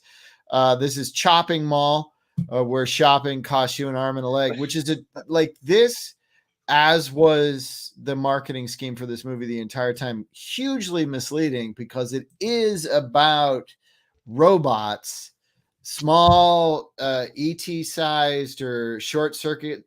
Johnny, what's his name? Yeah. Number 5. Number five, right. is alive. Or Johnny 5, as he likes to call himself. It's a Yeah. bunch of Johnny 5s, but they're murderous mall cops. And I it's kind of love that. I've not seen so that. many great, like, this movie has more Easter eggs than any movie I've ever seen. That, like, this movie invented Easter eggs. Oh, that's great. Okay, I got Uh, to see that. I might have to come over and watch that. That would be great. Oh yeah, you should. You've never seen it? No. Oh Like, crap! It's totally not what you think, because it looks like it's like the marketing is, you go shopping here, you'll lose an arm and a leg, and shop till you drop dead, right, and all their taglines they had. It made it seem like it was either just a slasher movie but no, it's about robots who go out of control and start shooting these kids who are illegally sleeping in the mall overnight. Granted, they're breaking the law. They are. But maybe the comeuppance isn't as hard as it should be. There's a whole era of mall films and mall life that younger people don't know about. Like what a deal it was to go to the mall, or just like if you just were leaving your house and you're just like, I'm just going to the mall. Your parents are like, yeah. Like it could be, it could be anything, and we don't necessarily have that in the culture anymore. No, mall movies in the 80s are the 80s version of van movies from the 70s. Commando is almost a mall movie. It is. It has an awesome mall sequence. In the 70s, there was like quote unquote van culture. Yeah. And then like somewhere in between the 70s and 80s, that got taken over by creepy people. Right. So vans became like what you got kidnapped in. But there was a time when like vans were cool and they had shag carpeting and tables and bars. Yeah. And there were all these drive-in movies about that. And then in the 80s, it was mall movies like Night of the Comet and, and this thing, which is all in a mall at night. I highly recommend if you haven't seen it. Are you guessing it's Be Bad or Be Best? I'm thinking it's Be Best just on how you described it. Yeah, absolutely. And it's got like cameos from all these great people. Dick I'm blanking on his name, from the original Little Shop of Horrors. He was in all the old Corman movies. Oh God, yeah, I know who you're talking Gremlins. About. He's like, and you know what I'm talking about. Yes, he was in. I just saw him in it. I was watching an episode of Deep Space. Dick, oh God, what was his name? Hang on, I'll tell you. Yeah. So it's got him, and it's got Mary Warnoff has and Dick. Oh God, yeah. Bartol, is that how you say his name? Dick Bartol, however you say his name. The two people from Eating Raoul have like cameos as executives in this movie. Dick Miller, thank you. Yes, of course. Jesus. It's very fun, and it does play like a slasher movie. The teenagers who look 30 having sex and doing drugs where they shouldn't, and then they get attacked by robots. And I don't think you can ask for better. Let's do this. We'll do the boost, and this is where we talk about a movie that maybe people forgot about or don't know about or whatever, and we just say, hey, we like it. Mark, what's yours?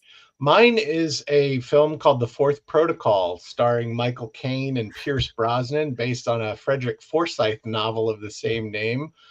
And, it basically involves the plot of Michael Caine as an MI5 being the British equivalent to the FBI, stumbling upon a plot where Pierce Brosnan, as a Soviet agent, is trying to plant a nuclear weapon near an American Air Force base. in London, in England rather. And so, it's a cat and mouse game. Can Michael Caine find Pierce Brosnan before he finishes assembling the bomb? I don't know. And this movie, it's a very interesting movie. I think Lorimar was actually the production company behind it. Was it? Yeah. I'm not sure. Yeah, down there Yeah, at the bottom. Lorimar down there in the right And corner. yeah, and what's funny about it is that there's a huge number of British actors you'll recognize from this movie. One of which, Michael Caine's superior, is well known from the Star Wars movies as the I forget his character's name, but he was the General Veers, and he was in Empire Strikes Back. He was the commander of the Imperial Walkers that were attacking the base. So genre fans will recognize him from that. Wasn't he in? He was in Indiana Jones and the Last Crusade. Yes, he was. He played the American Nazi sympathizer who was working for that. But what I love most about this movie is that this movie was done. God, I don't even remember what year it was. Stand by 1 second. But it's like 86 you take or 87. I think it was 87. That makes sense. Because you've got the Remington Steel going on, and also Michael Caine is a movie star that gets Michael Caine's choices in the 80s are amazing. Like this movie is weird and messy, but very entertaining. But like A Shock to the System is another one that I think of. Shock to the System is like one of my absolute favorite films ever. Oh yeah, it's so great. And so Michael Caine was making bizarre, weird choices, and I feel like this one. Like you got sold. I know I saw this on VHS for the first time. I didn't see it in the theater. But you're sold on the Brosnan and the Michael Caine and the spy concept, all that shit happening. And it's not what you expect at all. This is the, the prototypical Cold War thriller of that era where the Soviet Union, but with a weird structure. It's got it's structurally strange. It's all the things it's supposed to be according to its marketing points, but it feels weird when you're watching it. You're like, whoa, it's very entertaining. But I'll tell you this, the standout part for me is that I have a buddy that I talk to a lot who's a huge two friends that are actually both huge James Bond fans, and they're like, Daniel Craig's Bond is the closest of the cinematic Bonds to the way Bond was written in the original Ian Fleming novels. Who's basically he can be a cold, heartless bastard when he needs to be. Right. And you got a little bit of that with Sean Connery, although the charms kind of overtook that as the films went on, and then you moved into Roger Moore, and the closest you got during Roger Moore was For Your Eyes Only, where he actually kills somebody in cold blood just as a particular revenge move. But and Pierce Brosnan's Bond films had a scene of that where he was kind of taking revenge for the death of David Hudson. But he was more just like suave and awesome. Yes. And in this film, you get to see a cinematic Bond. Here's the thing.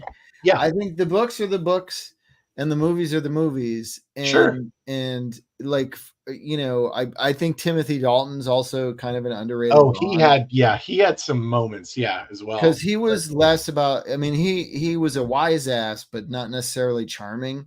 And he was a dark Bond. Certainly, that's true.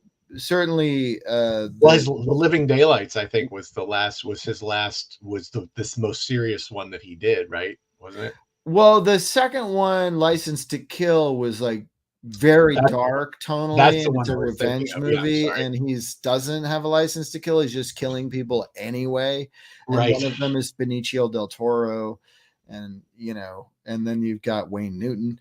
That movie's bizarre, but I think they were like really going for the dark Bond, but according to sort of the 80s cinematic feeling of what darkness was. So it doesn't resonate with people who are purists about the original Bond. But Brosnan is my favorite just because he's just fun, and the action in his movies was over the top, but also well realized, I think, for the most part.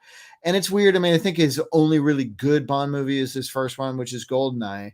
But Yeah. all the other ones are a lot of fun if you'll hang out with them. I mean, Die Another Day is the least of them, but it's got a lot of fun, over the top shit in it. Well, I'll say, if you want to see in this instance, you know, I look at Fourth Protocol and Pierce Brosnan in this movie as the deep cover Soviet agent sent to England. He is cold. He kills people very handily and very quickly, and just with no muss, no fuss. And he's the at the point this movie came out, he was the polar opposite of Remington Steele. Oh, And, yeah. You know, and he does such a great job with it. And of course, Michael Caine, like you said, during this whole period, which probably kind of started with Jaws 3 at some point. For Jaws the Revenge. Right, and Beyond the Poseidon Adventure. I think those are Fourth Protocol came out before Jaws the Revenge. Right. Well, I have a friend, I don't know which movie that he was talking about, but Michael Caine was being interviewed about one of these movies that occurred during this period. And the person who was interviewing him was talking about how bad the movie was, and said, you know, Michael Caine was known for not watching the finished product of anything that he had been in. And they asked him, they're like, have you seen this movie? He's like, I haven't seen the movie, but I have seen the house that it paid for. Yeah, that's Jaws the and Revenge. I love it. Yeah. You know? He's got an autobiography that he wrote, and there's a whole chapter devoted to Jaws the Revenge, but he doesn't talk about the movie. He talks about his house and how awesome it is. The Jaws the Revenge paid for, which I think is, you know, it's amazing, because, you know, you watch these things and you think, you know, there's a lot, you know, as people work in this business, the art and the content is important. Right. But at some point too, it is still a job that we need to get paid in for. the end. It's we just want a job. I'm certainly I've been in that place. You know, I'm just coming off a 6-month strike, and and the business is wonky, to say the least. So I'll say this for the Fourth Protocol: it is hard to find. I don't believe it's streaming anywhere. No. I had to buy a DVD from Poland, which actually was regional. Do you have a region-free disc, or was it a region? It was a region-free disc, yeah. So it played quite well, and but if you can find it, I highly, highly recommend it. You can buy used copies of it on VHS, which is probably the only way I've ever actually seen it. But I'm not going to say that you can get it on the dark web. But you could probably get it on the dark web if you know any people who hassle with that. Which I think it's fair. If a movie's not available to you, like, there's one of my favorite movies of all time is The Music of Chance, with James Spader and Mandy Patinkin and Charles Durning and Joel Grey and M. Emmett Walsh and Chris Penn. Oh gosh, that's a great list. It's an amazing movie. Based on a Paul Auster novel, I think is what it is. Such a good movie, underrated. It got shelved, and then PBS put it out, and then, you know, people were liking it on PBS, so it got, you know, a limited theatrical release after it was on TV, and then it came out on video. But you cannot get it except like on VHS, pan and scan, but it's on the dark web. Yeah. So I think if you steal something on the dark web that's not made available to you, I think that's okay. I think it's okay.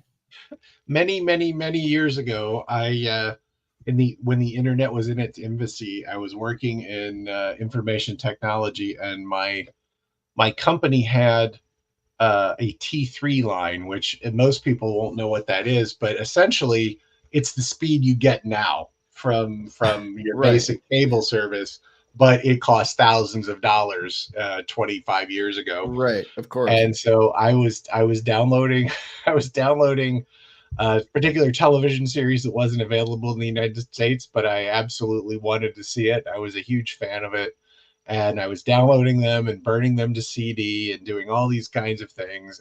And of course, the studio that owned the rights to the show eventually detected this and sent a cease and desist to my boss, who Oh was the no. director of IT. He's like, can you knock it off? And I was like, absolutely, because I had gotten the last one like the You've day gotten before. everything you needed. Yeah, Yeah. I'm done. And I am so done. I got completely caught up on the series, had them all burned to disc and everything, and then literally a month after that, here it is in fucking Best Buy. You know, it's on the shelf, it's being released now, and we're going to be releasing these season sets. And I just took all those CDs and just threw them in the trash. And I was like, that was my last dabbling with illegal downloading, because Right. I Yeah, took I so get much. that. It took I so mean, much for me, it's time to just do it.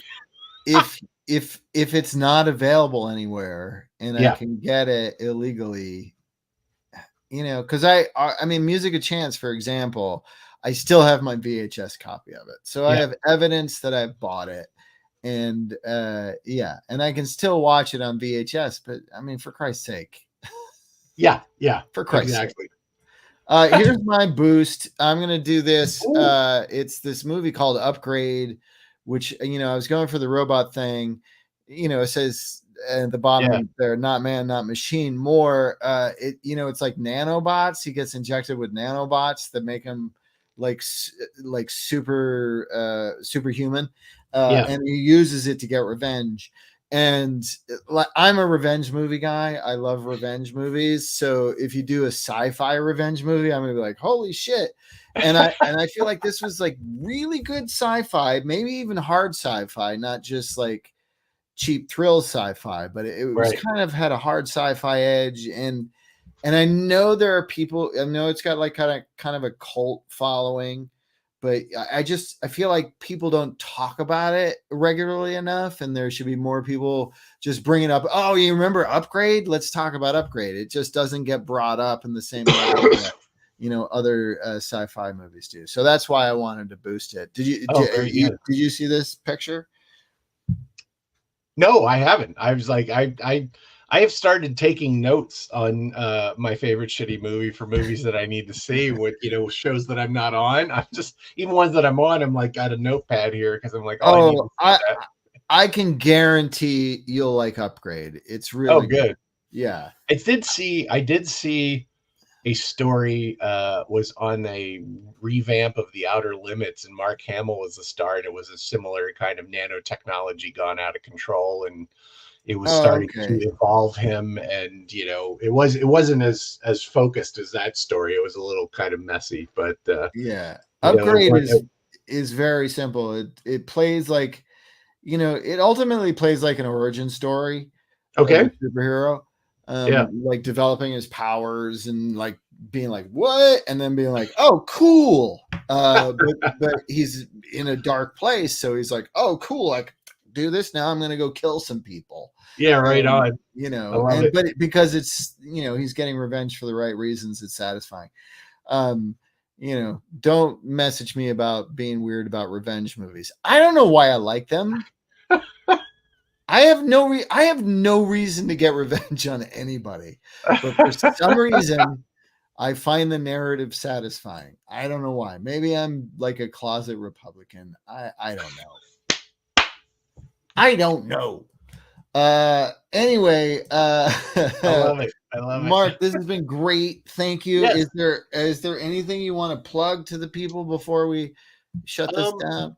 Not immediately, but the next time I will have something to plug. I have things to plug, but I don't have anywhere to send people yet. But when I do, all right, cool. So next time you'll have awesome stuff.